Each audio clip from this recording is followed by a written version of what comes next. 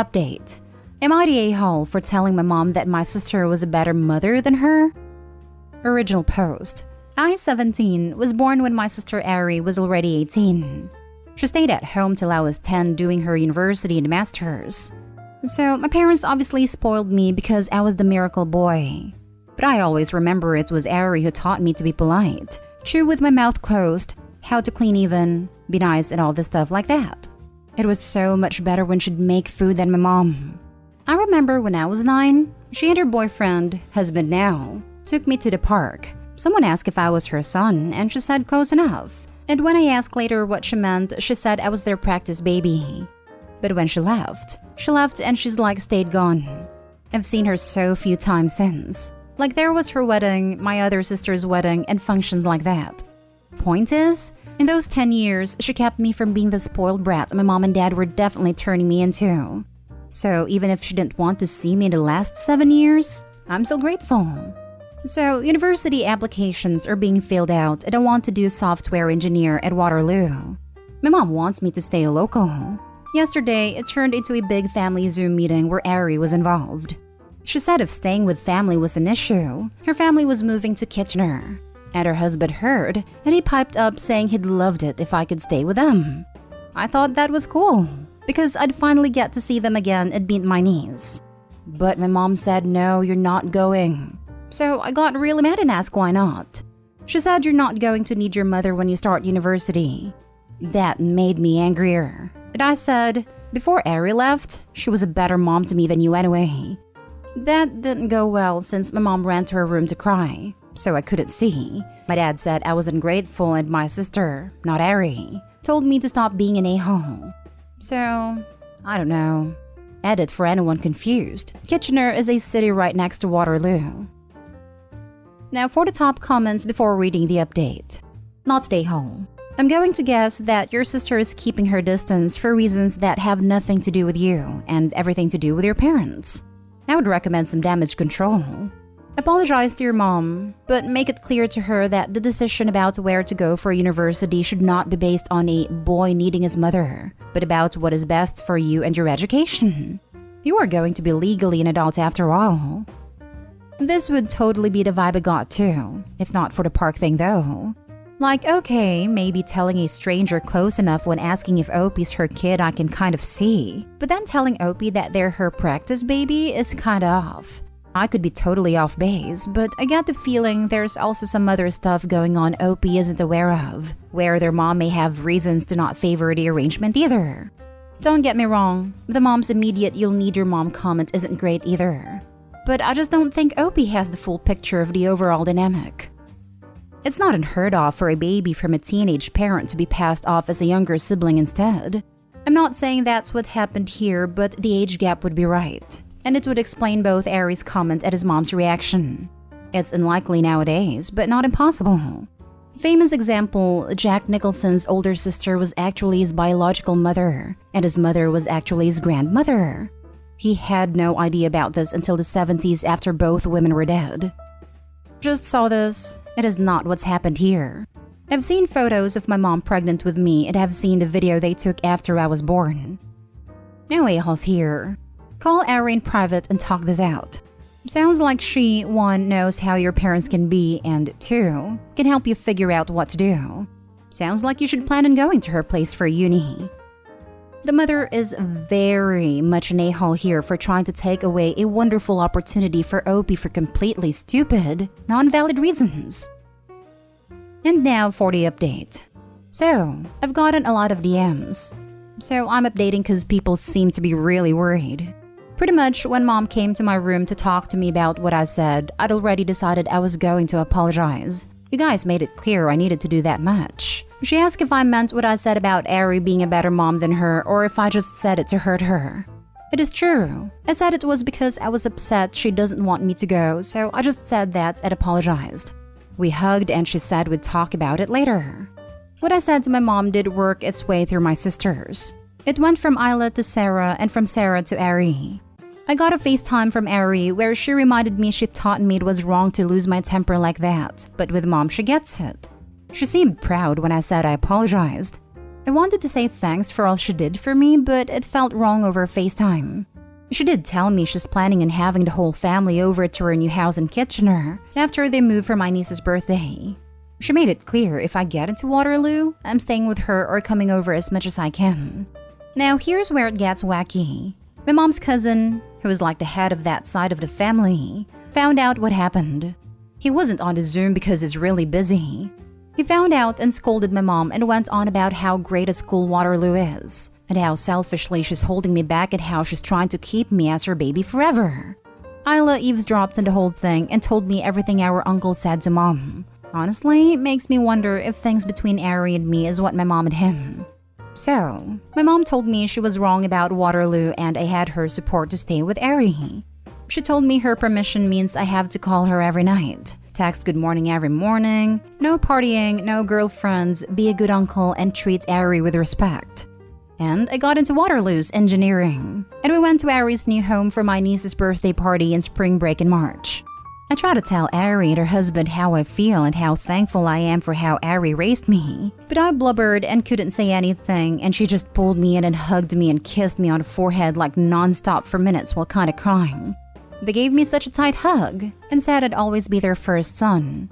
My brother-in-law took me to Waterloo and it's so cool. My niece's birthday party was also great. She's so cute. I told Ari I'd be willing to babysit, but she strictly told me my only priority would be my studies. When we left, Ari gave me a huge hug and said she couldn't wait for me to come. So thank you guys for all your support and advice. That's great that you are pursuing what you want and reconnecting with your sister. But your mother's demands are ridiculous.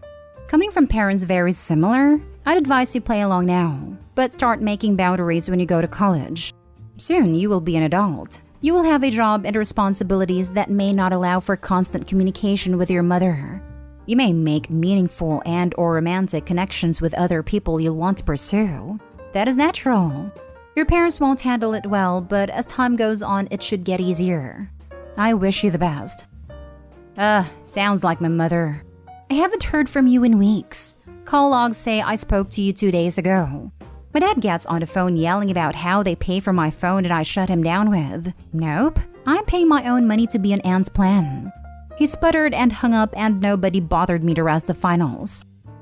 Lol. And then there's my mom who said that one call or visit every 2 or 3 weeks is enough when I ask her if she would like to talk more often. That is all well and good, but your mom's demands are still crazy. As someone whose parents gave them similar demands, I completely agree. It's near impossible to maintain and completely unrealistic to expect. No drinking, partying, or girlfriends, and you have to text every morning and call every night? That's insane in the most overbearing way possible. Next story is titled, "Am I the a-hole for telling my sister-in-law to parent her child and kicking her out when she fails?" I, 32 female, and my husband, 34 male, are child-free. We also work from home on a regular basis, and both our jobs involve doing a lot of meetings and talking. We have a 3-bedroom house where one of the rooms is used as a guest room while another is made as an office. If we have meetings at the same time, one of us just hops on the laptop and goes to a different room or living room. The bedrooms are located on the top floor while the kitchen, dining, and living room are on the bottom floor. My sister-in-law had some repairs done to her house. She has arranged to stay with someone else, but it fell through, so she asked if she can stay in our house during the day with her kids, 10 female and 6 male. I think their school is currently closed due to COVID outbreak there, but not sure.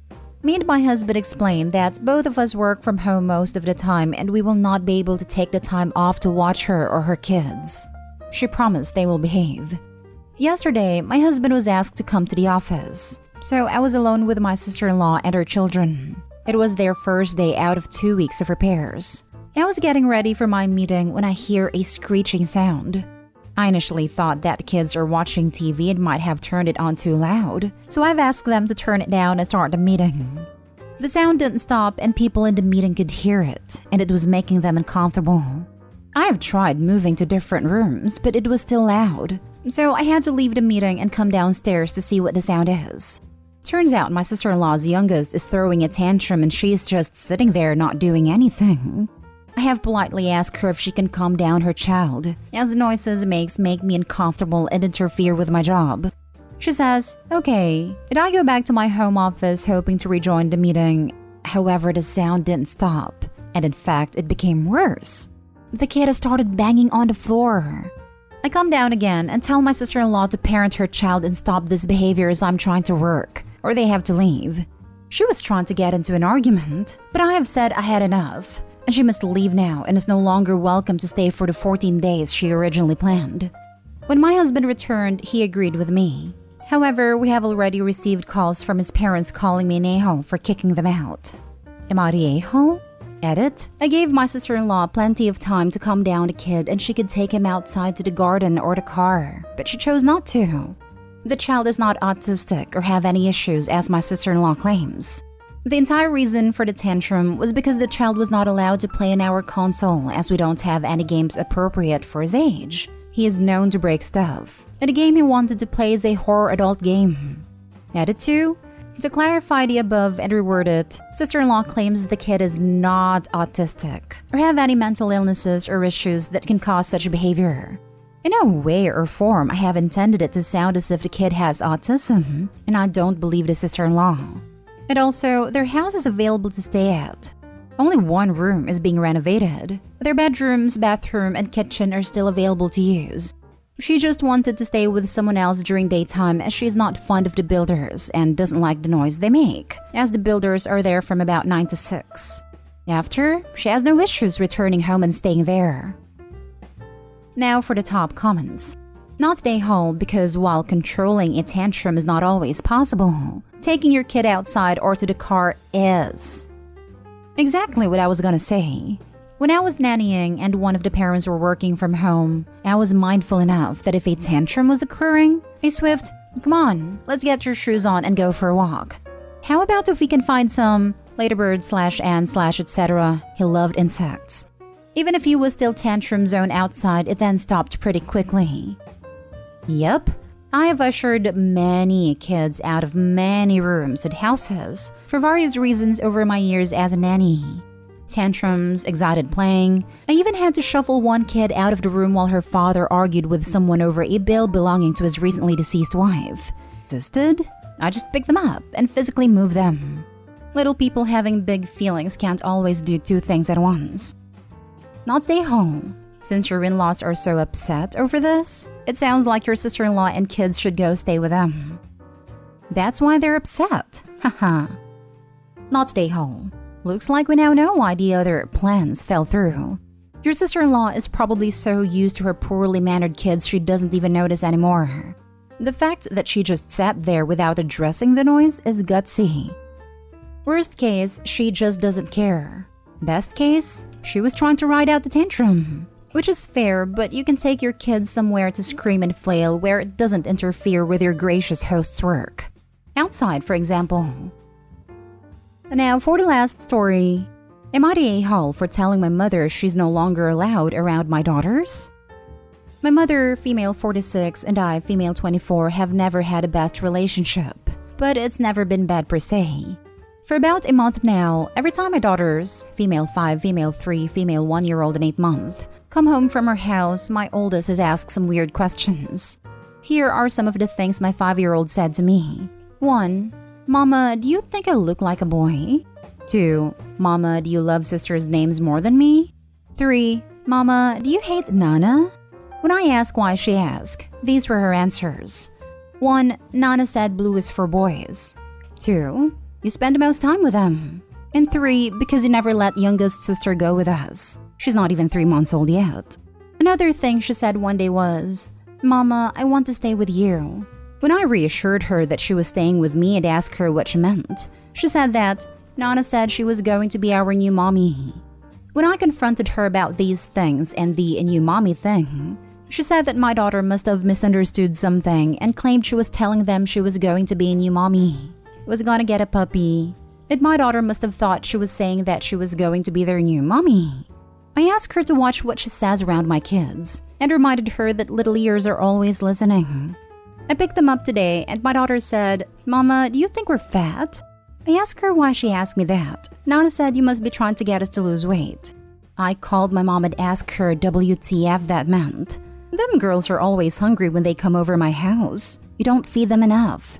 No, dumbass. They have no limitations and a lot more options at your house. That's why they like it. Then I was fixing lunch and she asked me if they take away kids like her. I asked her what she meant. She elaborated with kids that go to church, which means poor kids. I told her that the church is there to help people and nobody will ever take her away from me. She told me that my mom was telling her that she was going to have to take care of them when they got taken away. I asked her if Nana said why they'd get taken away. She said Nana said they take girls for mommies that need help to take care of them. I texted my mom and told her because of all these things, she is no longer allowed around my girls. I don't want no contact with her either. She called me a few times and when I didn't answer, sent me 9 messages telling me that I was taking it the wrong way. My daughter is blowing it out of proportion and begging me not to do this to her. She left me 3 voicemails crying about how I took her babies from her and she doesn't deserve this. My aunt and younger siblings are consequently angry with me regarding my decision and have definitely made their feelings known. Lots of nasty messages. I have been writing all of this information down in case I need it in the future. Not stay home. Make sure that she isn't allowed to pick up your kids from school or other places.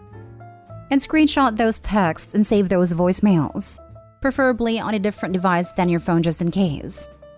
You need to do a lot more. Make an appointment with CPS and document these incidents with the dates and specifics. She's already tipped her hand to having a plan to take your kids, using the system to do it. Get over it to just know mother-in-law and follow the advice. I have been documenting these incidents. I didn't really know what else I could do about it, so thank you. I will post there and I will be letting CPS know. Please, please, please do it ASAP. Your mother's behavior is incredibly alarming. How do I even go about that? Do I just call CPS and tell them these things? Sorry if I seem ignorant to it. I've never had to deal with CPS for my kids or really anything like this before. You're not ignorant. Most good, healthy parents have no idea how to deal with CPS. Because if you have happy, healthy children, why would you?